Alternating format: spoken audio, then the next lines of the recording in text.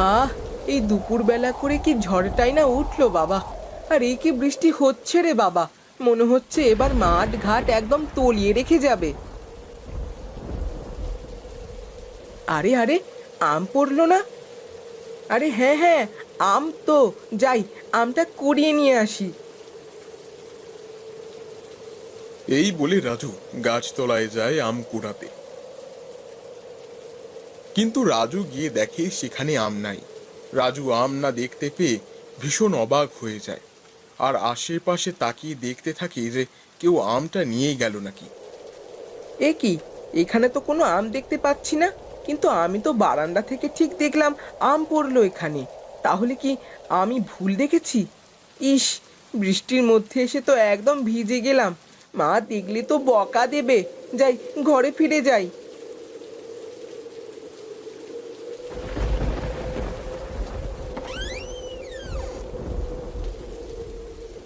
বাবা রাজু, রাজু, চল বাবা, ভাত খাবি চল। মালতী রাজুকে ভাত খাওয়ার জন্য ডাকতে এসে দেখে রাজু বারান্দায় নাই। এই দেখে মালতী অনেক চিন্তিত হয়ে পড়ে। এ কি, ছেলেটা তো এখানেই ছিল, এই ঝড় বৃষ্টির মধ্যে কোথায় গেল? তাহলে কি রাজু আম কুড়াতে গেল? ছেলেটাকে কত করে বলেছি এই ঝড় বৃষ্টির মধ্যে আম কুড়াতে যাবি না।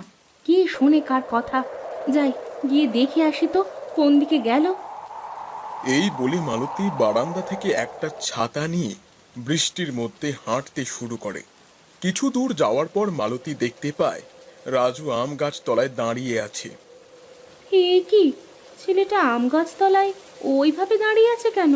রাজু বাবা, রাজু, ওখানে কি করছিস? মালতী রাজুকে ডাকতে ডাকতে রাজুর কাছে যায়।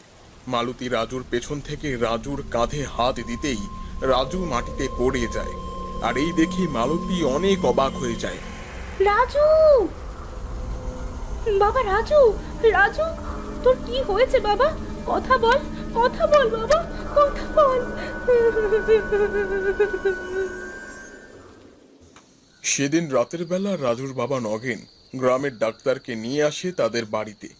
ডাক্তার রাজুকে ভালো করে দেখে বলে, আমি ঠিক বুঝে উঠতে পারছি না যে রাজুর কি হয়েছে, তবে মনে হচ্ছে বিদ্যুৎ চমকানোর আলোর প্রতিফলিত হয়েছে, যার কারণে রাজুর বাক শক্তি হারিয়ে গেছে। সেটা বলা মুশকিলের ব্যাপার, তবে আশা করছি ভালো হয়ে যাবে। তবে একটু ধৈর্য ধরতে হবে। আর হ্যাঁ, এই ওষুধগুলো রাজুকে সকাল সন্ধ্যায় খাওয়াতে হবে। ডাক্তারবাবু, আমার ছেলে ঠিক হয়ে যাবে তো? সে সব বিধাতার ইচ্ছা। আচ্ছা, আমি তাহলে এখন উঠি রে নগেন। এই বলে ডাক্তার চলে যায়। নগেন গিয়ে রাজুর পাশে বসে রাজুর মাথায় হাত বোলাতে থাকে। এইদিকে ডাক্তার যখন নগেনদের বাড়ির থেকে বের হয়ে আম গাছের নিচ দিয়ে হাঁটছিল, এমন সময় ডাক্তার দূরে লক্ষ্য করে একটা সাদা কাপড় পরা বুড়ি দূরে দাঁড়িয়ে আছে। এই দেখে ডাক্তার থমকে দাঁড়ায়। এ কি, এত রাতে রাস্তার ওপর বুড়ি দাঁড়িয়ে আছে? কেউ নেই। যাই তো, গিয়ে দেখি বুড়িটাকে। ডাক্তার হাঁটতে হাঁটতে বুড়িটার কাছে এগিয়ে যায়। বুড়ির কাছাকাছি যেতেই একটা রাতের পাখি ডাক্তারের মাথার ওপর দিয়ে উড়ে যায়। সাথে সাথে মুখের ওপর হাত দিয়ে বসে পড়ে। ডাক্তার উঠে দাঁড়ায় আর পেছন ঘুরে দেখে একটা পেঁচা পাখি আম গাছের ডালে বসে আছে ডাক্তারের দিকে তাকিয়ে। এই পাখিটা আমাকে জানা ভয় পাইয়ে দিয়েছিল না? আর একটু হলেই তো হার্ট অ্যাটাক হয়ে যেত।